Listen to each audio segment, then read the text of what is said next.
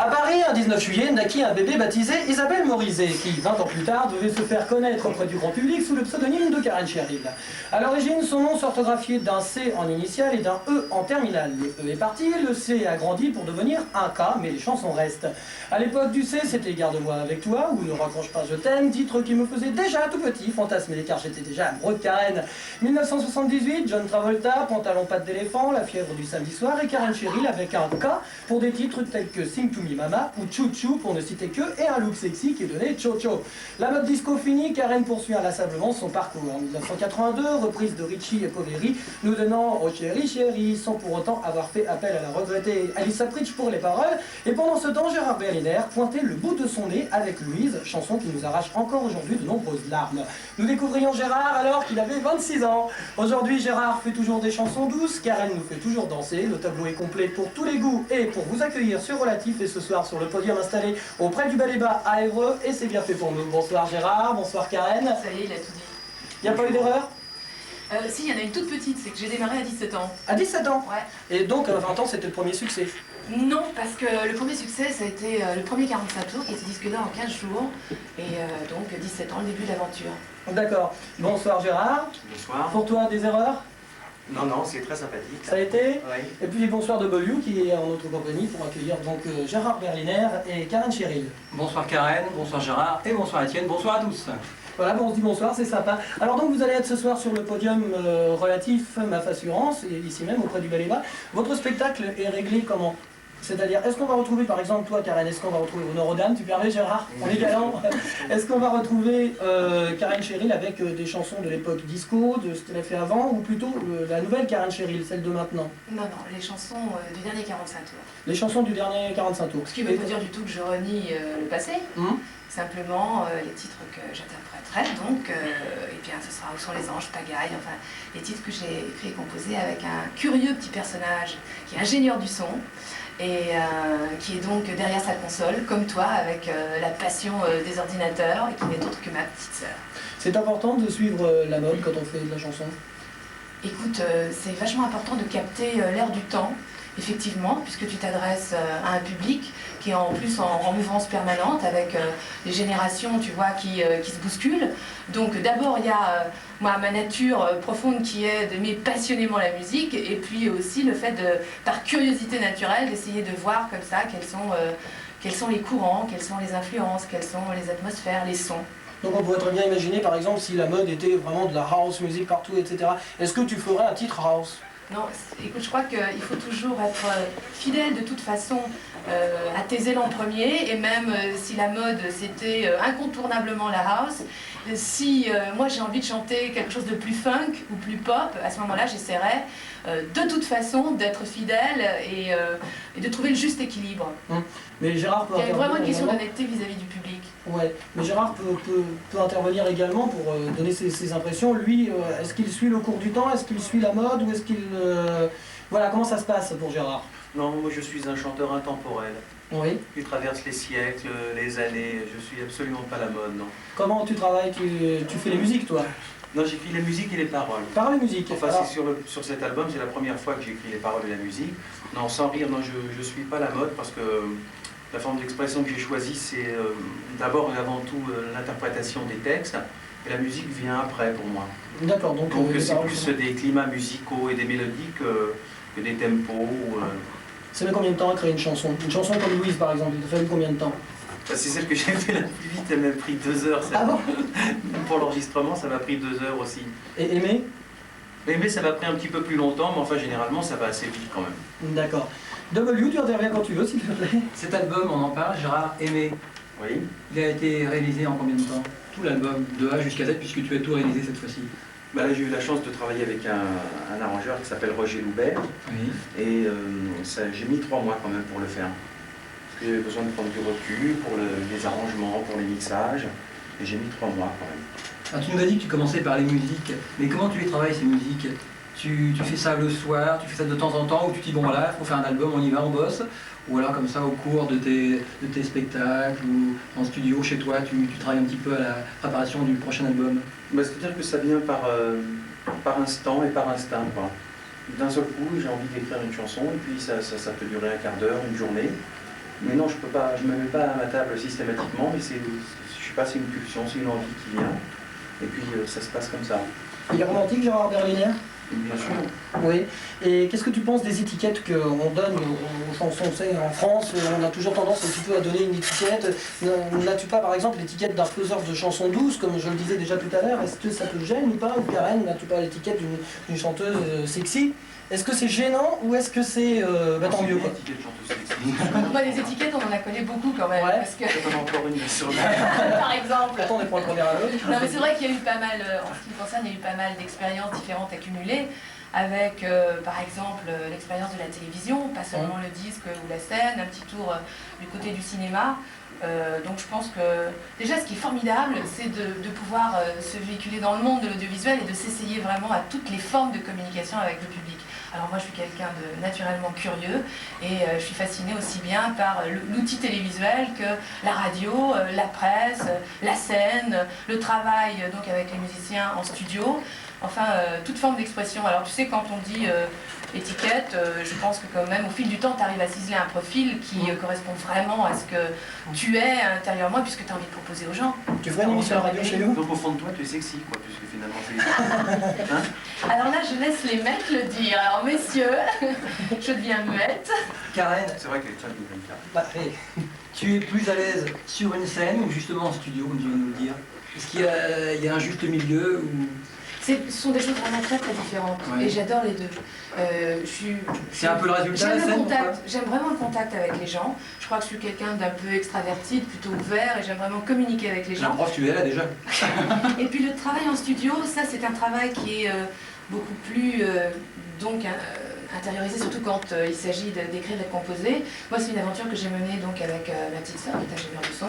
Et c'était une aventure assez passionnante avec des périodes de grande excitation quand tu penses tenir vraiment une ligne mélodique et quand tu griffonnes des phrases qui sonnent bien sur la mélodie que tu as composée, avec des périodes de doute aussi, avec des grandes périodes d'excitation quand tu bosses avec l'orchestrateur. C'était Michel Curiot qui a réalisé par exemple pour Woolsey Le Soleil donne. Ouais. Et c'est vrai que c'est une phase, là tu es vraiment coupé du monde quand tu es dans le studio.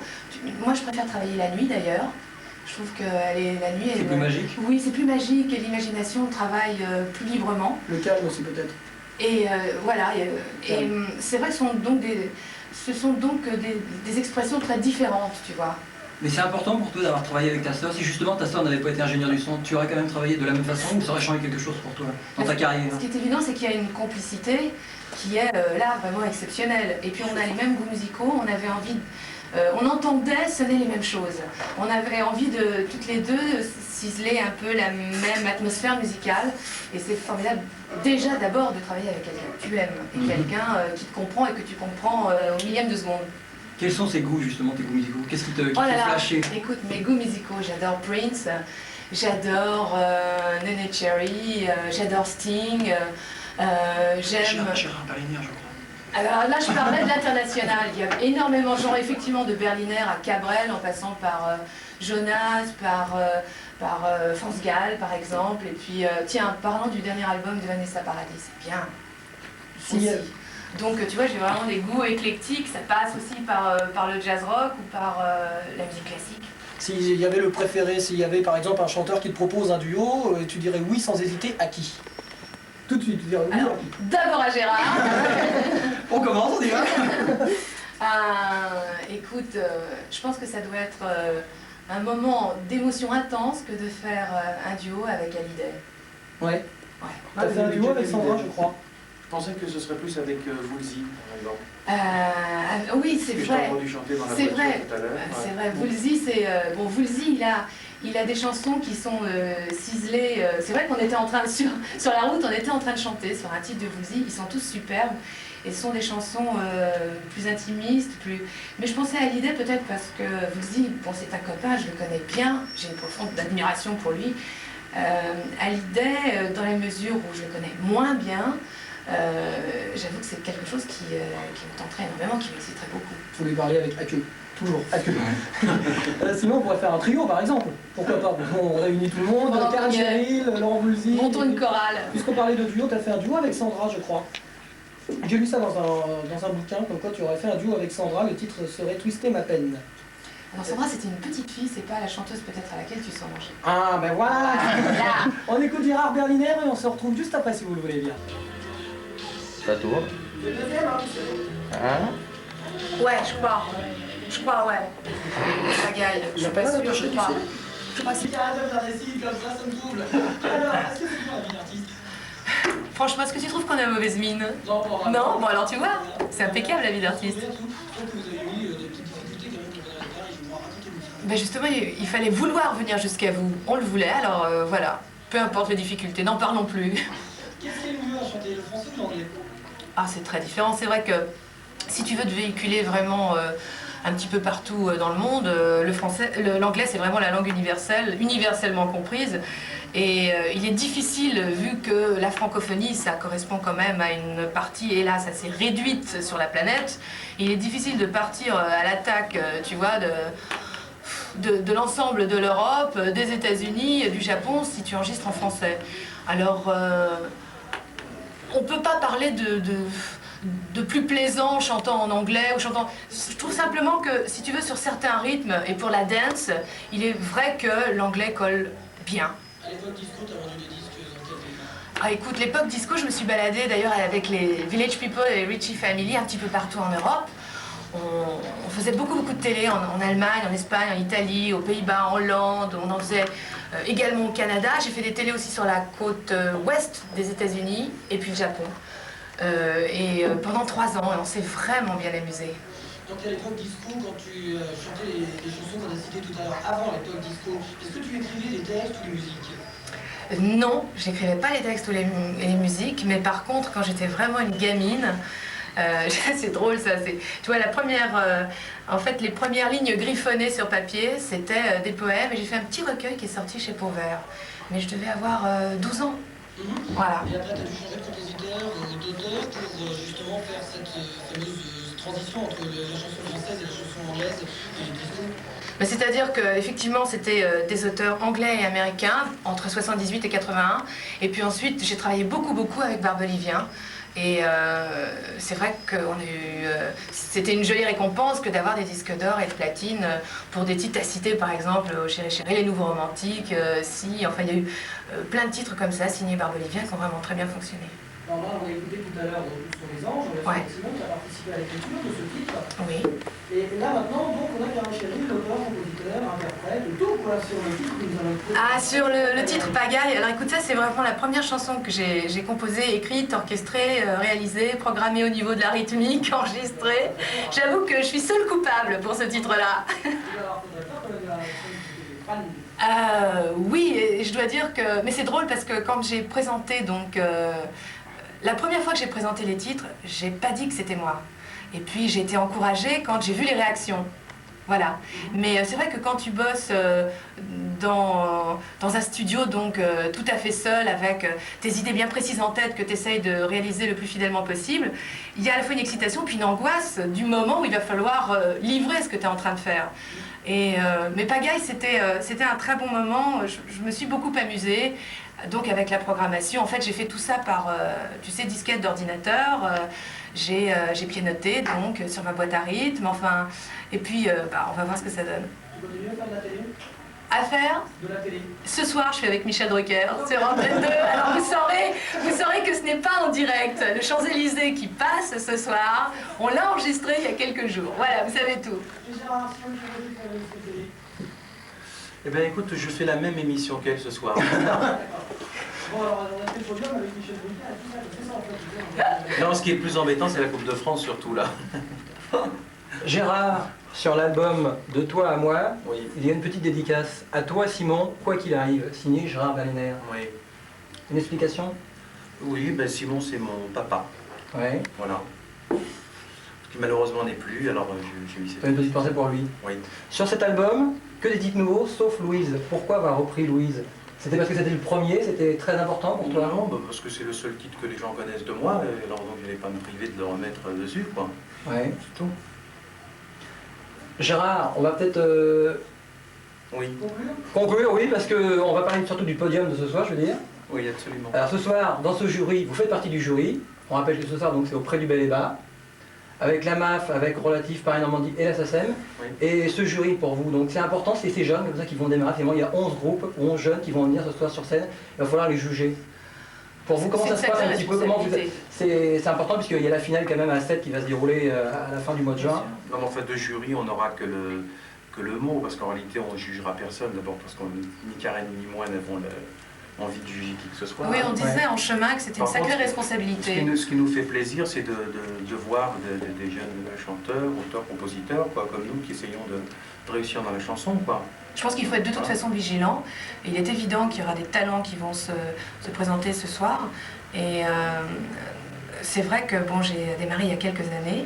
Et lorsque j'ai la possibilité donc de découvrir comme ça un groupe ou un interprète nouveau, je suis toujours assez émue et très attentive. Parce qu'il n'y a pas que Paris, et c'est très bien qu'il y ait comme ça des groupes régionaux, c'est bien qu'il y ait une décentralisation. En province. En province, absolument.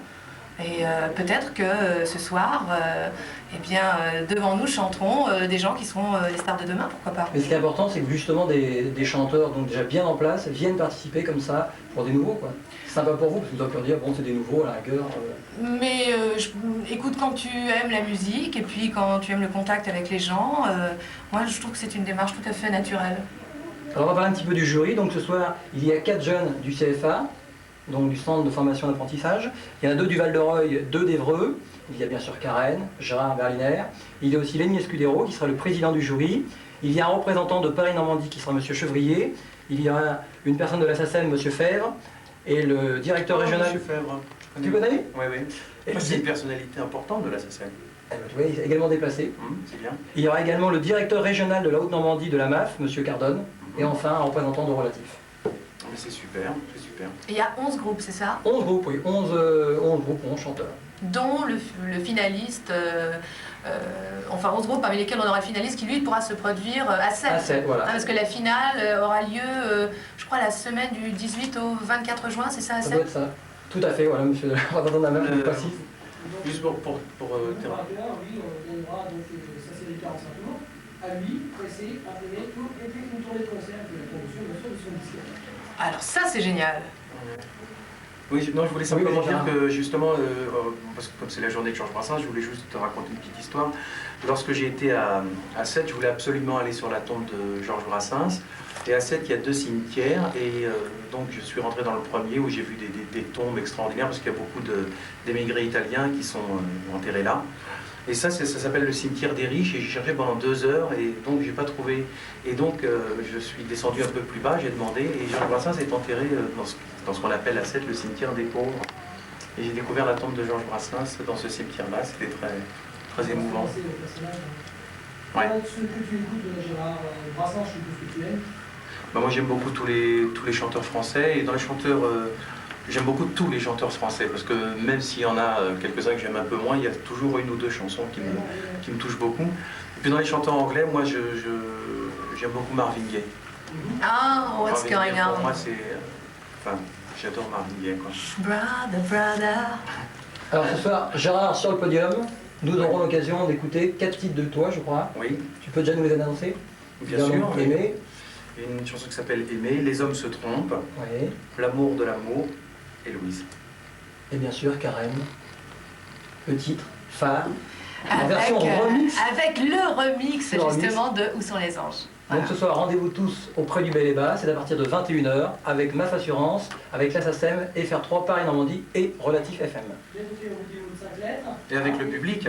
Et le public, on vous attend très très nombreux. Et puis on se donne rendez-vous pour le mois de juillet, Karen, parce que moi je suis venu la veille de toi, alors on fait l'anniversaire ensemble, on va faire les deux, d'accord? D'accord, bah, écoute, pourquoi pas?